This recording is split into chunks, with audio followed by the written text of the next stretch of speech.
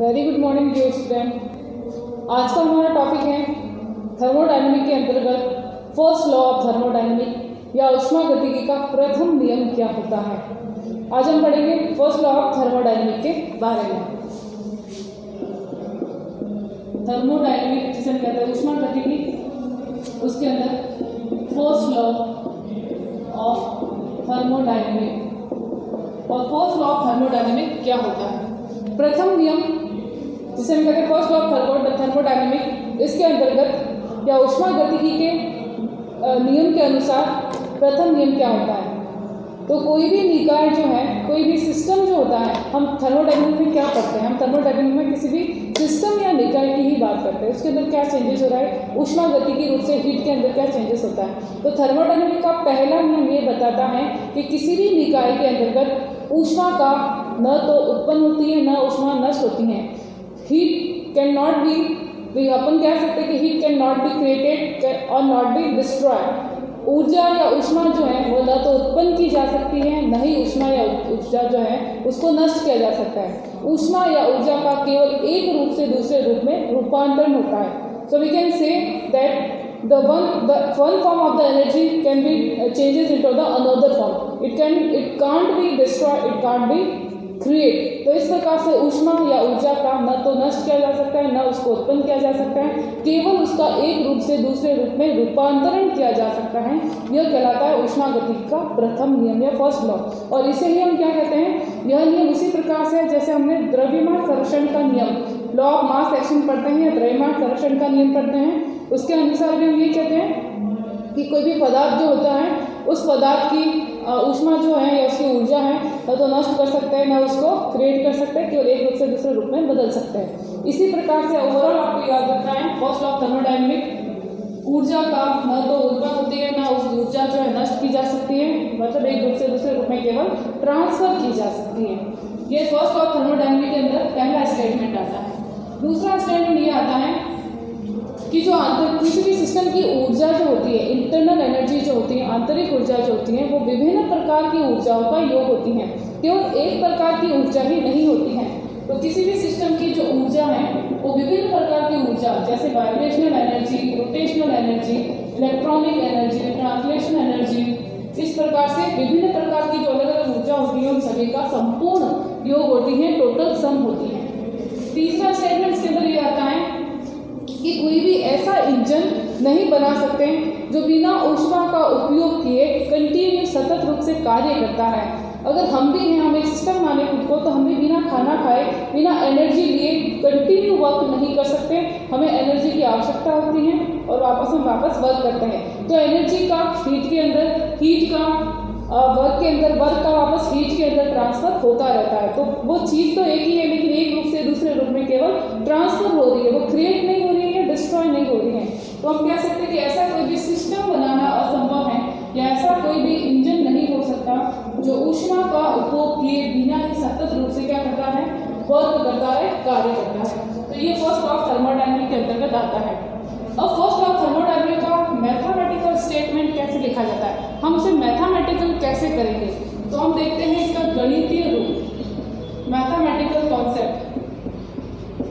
मान लो कोई सिस्टम है, उस सिस्टम के अंदर मान लो ये कोई ए सिस्टम है, प्रोसेस है जिसके अंदर ये कोई सिस्टम है जिसके अंदर जो ग्रुप ए है या फॉर्म ए है वो ए बी के अंदर चेंज हो रहा है, बी ए के अंदर चेंज हो रहा है। बी जो ए जो बी के अंदर बदल रहा है उसकी एनर्जी ई ए है और बी वापस ए में बदल रहा है तो एनर्जी उसकी ई बी है। तो मैं कह सकती हूँ टोटल एनर्जी चेंजेस, टोटल ऊर्जा में परिवर्तन कितना हुआ, तो ये होगा E B upon E B minus A होता है। अब इसको हम थर्मोडायनेमिक के नियम के अकॉर्डिंग कैसे लिखेंगे, तो थर्मोडायनेमिक के नियम के अकॉर्डिंग हमें पता है कि कोई भी सिस्टम होगा, उस सिस्टम को ऊष्मा दी जाएगी, वो ऊष्मा का क्या करेगा, उपयोग करेगा कार्य के लिए, वर्क के लिए। तो कुछ भाग तो वो वर्क में यूज कर लेगा और कुछ भाग अगर बचेगा तो उसका क्या करेगा, तो उसका वो इंटरनल एनर्जी के रूप में उपयोग करेगा। तो मान लो कोई सिस्टम है जिसको क्यू ऊष्मा दी जाती है, उस क्यू ऊष्मा में से कुछ भाग वो वर्क के अंदर कन्वर्ट कर लेता है और शेष बची हुई ऊष्मा आंतरिक ऊर्जा के रूप में कार्य आती है। तो किसी भी सिस्टम को दी गई टोटल ऊष्मा कितनी होगी, डेली प्लस डब्ल्यू होती है। डेली क्या है, चेंज इन इंटरनल एनर्जी। आंतरिक ऊर्जा को कभी भी अपन सिंगल या एब्सोल्यूट निरपेक्ष रूप से ज्ञात नहीं कर सकते। जब भी ऊर्जा की बात करेंगे हम चेंज इन एनर्जी या चेंज इन हीट की ही बात करते हैं, कितना परिवर्तन हो रहा है। मैं कहूँगी EA या EB ऐसे नहीं लिख सकते, EA से EB में जाने में कितना चेंज हुआ उसको ही हम लिखते हैं। तो ये आएगा आपका पहला स्टेटमेंट इस तरह से। अब W क्या है, W आपका वर्क है, जिसको हम इस तरह से भी लिख सकते हैं, वर्क इक्वल टू होता है आयतन और दाब के। W किसके इक्वल टू होता है, आयतन और दाब के।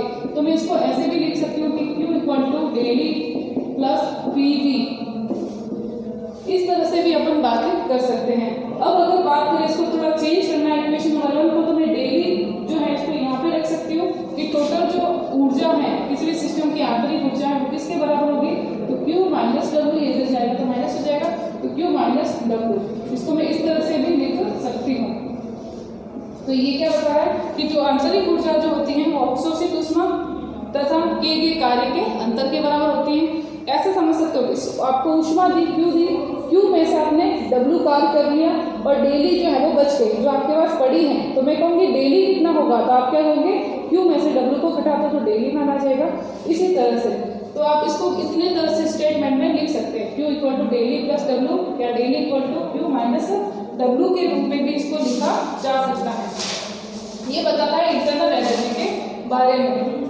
तो इस तरह से आप इसको लिख सकते हैं। अब अगर आपको चेंज इन वर्क लिखना है तो आप इसको एक और स्टेटमेंट के फॉर्म में भी लिख सकते हैं। कैसे, ऐसे भी लिख सकते हैं, डेली इक्वल टू, जैसे Q माइनस W होता है, W की जगह में क्या लिख सकती हूँ, Q माइनस PV।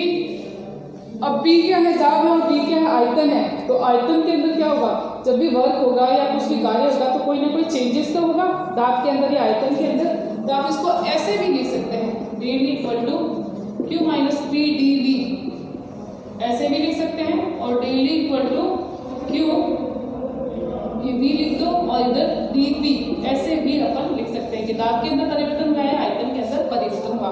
तो हम फर्स्ट लॉ को मैथमेटिकली रूप से इस तरह से लिख सकते हैं, फर्स्ट इक्वेशन के अनुसार, थर्ड इक्वेशन के अनुसार, सेकंड के अनुसार, इक्वेशन नंबर 4 के अनुसार भी लिख सकते हैं, इक्वेशन नंबर 5 के अनुसार भी लिख सकते हैं। तो ये अलग अलग तरीके हैं फर्स्ट इक्वेशन को मैथमेटिकली रूप से शो करने के। अब आता है कि इसके अंदर जो इंटरनल एनर्जी होती है, इंटरनल एनर्जी डेली की जो हम बात कर रहे हैं, ये इंटरनल एनर्जी एक प्रकार का स्टेट फंक्शन होती है, जबकि Q ऊष्मा और कार्य एक प्रकार से पाथ फंक्शन होती है। अब ये आता है कि स्टेट फंक्शन और पाथ फंक्शन में क्या अंतर है, बार बार ये बीच में भी आएगा, तो आपको याद रखना है। स्टेट फंक्शन का मतलब है कि ऐसा फंक्शन जो केवल सिस्टम की प्रारंभिक तथा अंतिम, कोई भी थर्मोडायनामिक प्रोसेस हो रहा है तो उसकी फर्स्ट एंड लास्ट पोजीशन प्रारंभिक तथा अंतिम स्थितियों पर ही निर्भर करता है। जैसे कि ऊर्जा है, इसके अंदर EA थी पहले और बाद में कितनी है, EB थी, तो दोनों के अंदर कितना चेंजेस आया, डेली चेंज आया। तो कोई भी ऐसा सिस्टम या कोई भी ऐसा फंक्शन जो केवल स्टेट, अंतिम तथा प्रारंभिक स्थितियों पर ही निर्भर करता है, उसे कहते हैं स्टेट फंक्शन। तो आंतरिक ऊर्जा, जितने भी प्रकार की ऊर्जा है, लगभग एक प्रकार का स्टेट फंक्शन होती है, ठीक है। जबकि Q अवशोषित ऊष्मा तथा कार्य क्या है, पाथ फंक्शन है।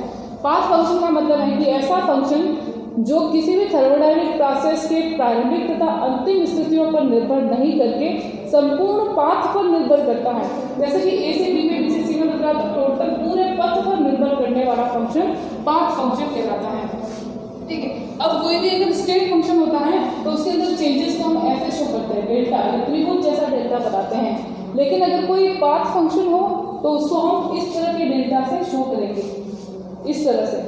तो मुझे अगर वर्क लिखना है तो मैं ऐसे लिखूंगी, मुझे अगर ऊष्मा लिखनी है तो मैं ऐसे लिखूंगी, मुझे अगर आंतरिक ऊर्जा लिखनी है तो मैं ऐसे लिखती हूँ, ठीक है। तो ये आप थोड़े से नोटेशन याद रखना है। तो ये है आपके फर्स्ट लॉ ऑफ थर्मोडायनामिक्स के बारे में। अब इंटरनल एनर्जी को मैंने बता दिया कि वो आंतरिक जो इंटरनल एनर्जी होती है वो सभी प्रकार की ऊर्जाओं का योग होती है। इंटरनल एनर्जी स्टेट फंक्शन होती है, प्रारंभिक व अंतिम स्थितियों पर ही निर्भर करती है। इंटरनल एनर्जी कैसा गुण है, एक प्रकार का मात्रात्मक गुण होता है। कल बताया था मैंने, मात्रात्मक या एक्सटेंसिव प्रॉपर्टी होती है, मतलब किस पर निर्भर करती है, पदार्थ की निकाय के अंदर उपस्थित पदार्थ की मात्रा पर निर्भर करती है। तो internal energy is extensive property, मात्रा पर निर्भर करती है। तो ये इंटरनल एनर्जी के बारे में आपको याद रखना है।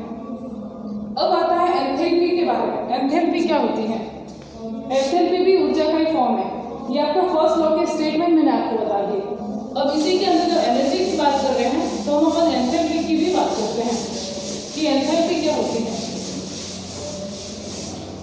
हीट और एंथैल्पी में क्या फर्क आएगा या ऊर्जा एंथैल्पी में क्या फर्क आएगा। एंथैल्पी इसे हम शो करते हैं एच से इसको शो किया जाता है।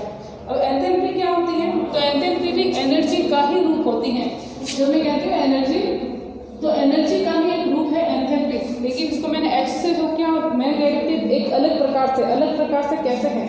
जब भी हम किसी सिस्टम की बात करते हैं, कभी निकाय की बात करते हैं, और अगर वो निकाय स्थिर दाब पर कार्य कर रहा है, कांस्टेंट प्रेशर पर कार्य कर रहा है, ओपन सिस्टम के अंतर्गत है, चाहे ओपन हो या नहीं हो, लेकिन इंपॉर्टेंट है कि अगर वो स्थिर दाब पर है कोई भी निकाय, तो उस कंडीशन में उसकी जो एनर्जी होगी उसको हम क्या कहते हैं, एंथैल्पी कहा जाता है। तो समझ में आ गया, स्थिर दाब होना चाहिए, कांस्टेंट प्रेशर होना चाहिए। कैसा, किस प्रकार का निकाय होना चाहिए, एक तरह से या प्रोसेस होना चाहिए, आइसोबार, मतलब कांस्टेंट क्या होना चाहिए, कांस्टेंट प्रेशर होना चाहिए। उस स्थिति में हम ऊर्जा को कहते हैं एंथैल्पी या एच कहा जाता है। एच कैसा फंक्शन है, एच एंथैल्पी इज आल्सो क्या है, एक स्टेट फंक्शन होता है। अब मैंने आपको अभी बताया स्टेट फंक्शन का मतलब क्या है, जो प्रारंभिक तथा अंतिम स्थितियों पर ही निर्भर करता है। मानो ये प्रारंभिक स्थिति एच है और दूसरी स्थिति एच डी है, तो टोटल चेंज कितना होगा, एच डी माइनस एच ए, ये इसके अंदर टोटल चेंजेस हो जाएगा। तो ये पाथ फंक्शन नहीं होगा, स्टेट फंक्शन होता है, केवल प्रारंभिक और अंतिम स्थिति पर ही निर्भर करता है, पूरे पाथ पर निर्भर नहीं करेगा। और चेंजेस कैसे शो करेंगे, डेल एच के रूप में, क्योंकि ये एक स्टेट फंक्शन होता है, तो ये डेल एच के रूप में इसको शो किया जाता है। अब इसकी एक डेरिवेशन देखते हैं एंथैल्पी की। हमें पता है कि डेल एच होगा H B minus H A, प्रारंभिक स्थिति और अंतिम स्थिति का अंतर क्या कहलाएगा, एंथैल्पी कहलाएगा। एच का जो मान होगा वो किसके बराबर होगा, ई प्लस पी वी। ये मैंने क्यों लिखा है, फर्स्ट लॉ थर्मोडायनेमिक्स के अकॉर्डिंग जो उसकी ऊष्मा जो होती है वो किसके बराबर होती है, एच जो है वो किसके बराबर होता है, आंतरिक ऊर्जा और क्या गया कार्य।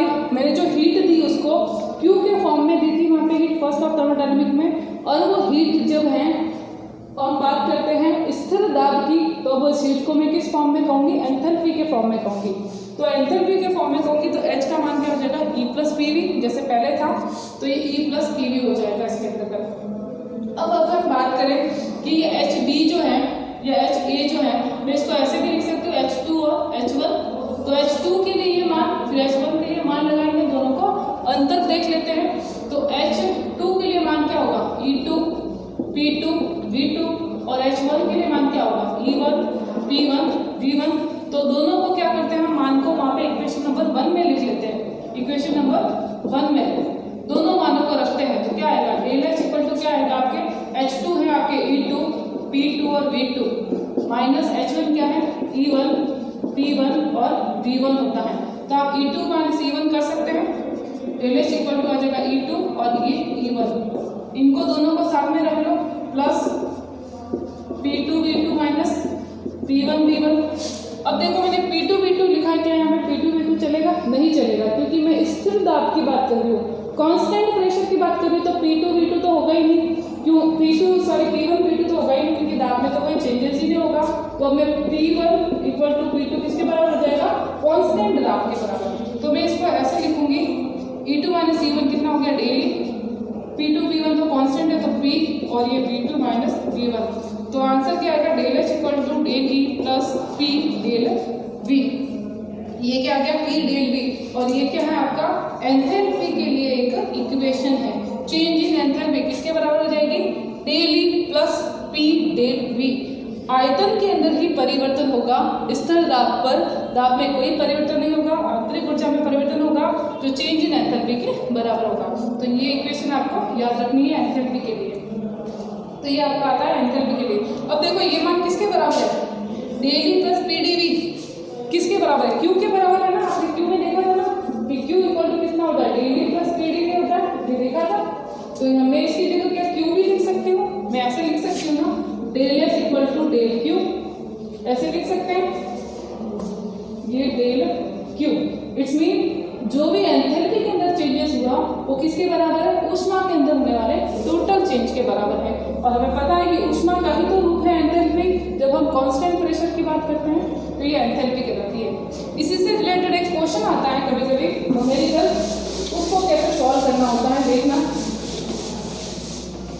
जैसे कि हमें पता है कि डेल एच इक्वल टू होता है del E plus P D V, इसके बराबर होता है। और एक आदर्श गैस समीकरण आपने सुना होगा, ideal gas equation PV equal to NRT होता है, पीवी इक्वल टू एनआरटी। अब मैं क्या कर रही हूँ, इसके बराबर कर रही हूँ, मतलब आयतन के अंदर परिवर्तन करूंगी तो डेल भी हो जाएगा। तो ये क्या है एन, मतलब अपनी मोल्स इसके अंदर भी परिवर्तन होगा और आर टी हो जाएगा, ये टेम्परेचर कांस्टेंट है इसका। तो देखो ये पीडीवी का मान किसके बराबर है, डेल एन आर टी के बराबर। मैं इसको लिख सकती हूँ जी, मतलब गैसेस मॉलिक्यूल की बात कर रहे हैं अपन तो ये किसके मॉलिक्यूल है, गैस के नंबर ऑफ द मॉलिक्यूल्स है। तो इस पीडीवी के बराबर del N G R T होता है। तो इसको मैं क्या इस इक्वेशन में रख सकती हूँ। तो क्या आएगा मान, ये आएगा del H equal to del E plus del N G R T. Very important reaction है ये, वेरी इंपॉर्टेंट इक्वेशन है, समीकरण है। कैसे, क्योंकि इसके बेस पे सवाल आते हैं। कैसे सवाल आता है वो देखना। एंथैल्पी का मान आपको दे रखा होता है नंबर ऑफ द मोल्स और आपको निकालनी होती है एंथैल्पी। जैसे कि एग्जाम्पल N2 प्लस 3H2 क्या बनाते हैं, 2NH3, अमोनिया का फॉर्मेशन हो रहा है। तो रिएक्टेंट के अंदर ये डेल एनजी क्या होता है, डेल एनजी का मतलब होता है प्रोडक्ट माइनस रिएक्टेंट के मोल्स कितने हैं। रिएक्टेंट के कितने मोल है, 2, सॉरी प्रोडक्ट के 2 मोल। आपके रिएक्टेंट के कितने मोल हैं, 3 और 1 4 मोल, ये 4 मोल। तो डेल एनजी का मान कितना आएगा, -2। -2 ये समझ में आ गया। डेल एनजी मतलब, डेल एनजी का मतलब है कोई केमिकल रिएक्शन जो हो रही है उसके अंदर प्रोडक्ट और रिएक्टेंट जो है उनके नंबर ऑफ द मोल का चेंज, अंतर कितना है। तो प्रोडक्ट माइनस रिएक्टेंट, इसके 2 है और इसके 4 है, तो मैंने लिख दिया। माइनस में मान आया, डेल एनजी का मान आया -2। अब ये -2 का मान आप यहाँ पे रख दो, तो ये मान आएगा del H equal to del E plus इसका मान कितना है, -2 आर टी। तो क्या आंसर आएगा, del H equal to del E -2 R T. ये अमोनिया फॉर्मेशन जब होता है तो उसके लिए एंथैल्पी का मान कितना आता है, डेल ई -2 आर टी। याद रह जाएगा आपको इस पे। तो ये रिएक्शन आप ये इक्वेशन याद रखना, ठीक है। उस हिसाब से कोई एग्जांपल लेके इसको एक्सप्लेन कर सकते हैं। ये सारे जो आपको पॉइंट्स बताए, इक्वेशन बताए हैं, जो वेरी इंपॉर्टेंट है, आप इनको सबको ध्यान रखना और समझने की कोशिश करना। तो ये था आपका फर्स्ट लॉ ऑफ थर्मोडायनेमिक के बारे में। ये फर्स्ट लॉ ऑफ थर्मोडायनेमिक क्या कहता है। फर्स्ट लॉ ऑफ थर्मोडायनेमिक के अकॉर्डिंग जो भी कोई भी सिस्टम होता है, उस सिस्टम या इकाई की ऊष्मा के अंदर जो ऊष्मा ना तो क्रिएट होती है ना डिस्ट्रॉय होती है, केवल एक रूप से दूसरे रूप के अंदर परिवर्तित होती है। किसी भी निकाय की कुल ऊर्जा जो होती है, आंतरिक ऊर्जा, विभिन्न प्रकार की ऊर्जाओं का योग होता है। ऐसा कोई इंजन बनाना असंभव है जो बिना ऊष्मा को अवशोषित किए सतत या कंटिन्यू रूप से कार्य करता है। तो हम कोई भी सिस्टम को ऊष्मा देंगे, क्यों ऊष्मा देंगे, तो मान किसके बराबर होगा, आंतरिक ऊर्जा डेवी प्लस ये कार्य डब्ल्यू के बराबर होता है। और आंतरिक ऊर्जा किसके बराबर होगी, जितना भी कार्य किए हैं, जितने भी ऊष्मा अवशोषित किए, उस दोनों के अंतर के बराबर होती है। तो ये फर्स्ट लॉ ऑफ थर्मोडायनेमिक कहलाता है। और इसी में आती है एंथैल्पी। जब अपन ऊष्मा की बात, कोई भी सिस्टम है उसकी ऊष्मा या ऊर्जा की बात कांस्टेंट दाब पे करते हैं तो उसी का रूप क्या कहलाता है, एंथैल्पी कहलाता है। और चेंजिंग एंथैल्पी डेल एच किसके बराबर होगा, डेल एच होगा del E plus P D V या किए गए कार्य के अंतर के बराबर। तो ये सब आपको याद रखना है, ठीक है। तो आज के लिए इतना ही है, अगला अपन नेक्स्ट क्लास में बढ़ेंगे। Thank you.